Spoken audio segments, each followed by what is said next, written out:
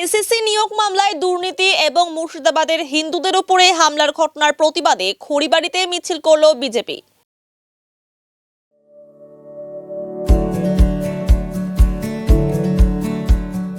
Pampered, not just a hospital, but a mother. বুধবার খড়িবাড়ির বুড়াগঞ্জ মণ্ডল কমিটির উদ্যোগে এই প্রতিবাদ মিছিল করা হয়। এদিন মিছিলে নেতৃত্ব দেন ফাঁসি দেওয়ার বিধায়ক দুর্গা মুর্মু।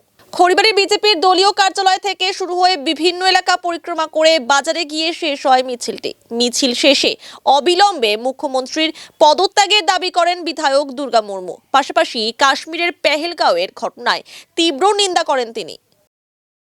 আজকে আমাদের প্রতিবাদ মিছিল ছিল যোগ্য অযোগ্য চাকরি অর্থাৎ 26,000 শিক্ষক যারা চাকরিহারা হয়েছে এই বিষয় নিয়ে এবং মুর্শিদাবাদের যে সমস্ত হিন্দুর উপর অত্যাচার এই নিয়ে আজকে আমাদের এই প্রতিবাদ মিছিল।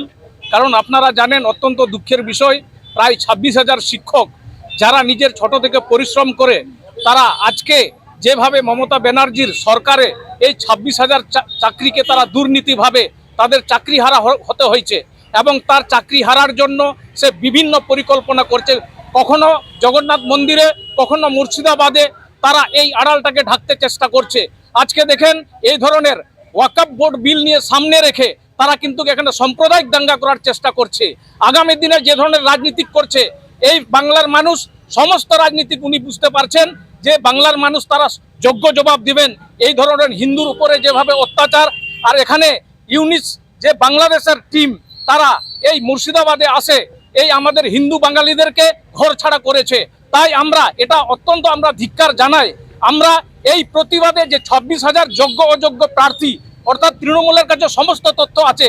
গতকালকে ব্রাত্য বসু বলেছেন যে উনি বলেছেন যে আমরা এটাকে কোনোভাবেই এখন আমরা লিস্টটা প্রকাশ করতে পারছি না। কারণ কেন, কার কাছে, সেটা কোর্টের কাছে নয়। সব থেকে বড় এই রিপোর্টটা আছে মমতা চোরের সেই দলের মন্ত্রী এখানে সমস্ত জড়িত।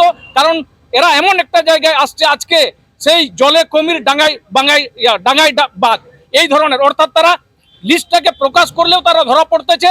এই জন্য এদেরকে হুঁশিয়ারি হতে হবে। আমি তৃণমূলের এই বার্তা দিতে চাই যে প্রত্যেকটি এই ধরনের যারা হিন্দুদের উপর এই যে ধরনের সন্ত্রাস করেছে, আপনারা জানেন হিন্দু পাকিস্তান এটা একদিন দ্বিভাগে ভাগ হয়েছে, তদারূপ এরা এই 30% নিয়ে এই রাজনীতি করাটা আমরা কখনো মেনে নেব না।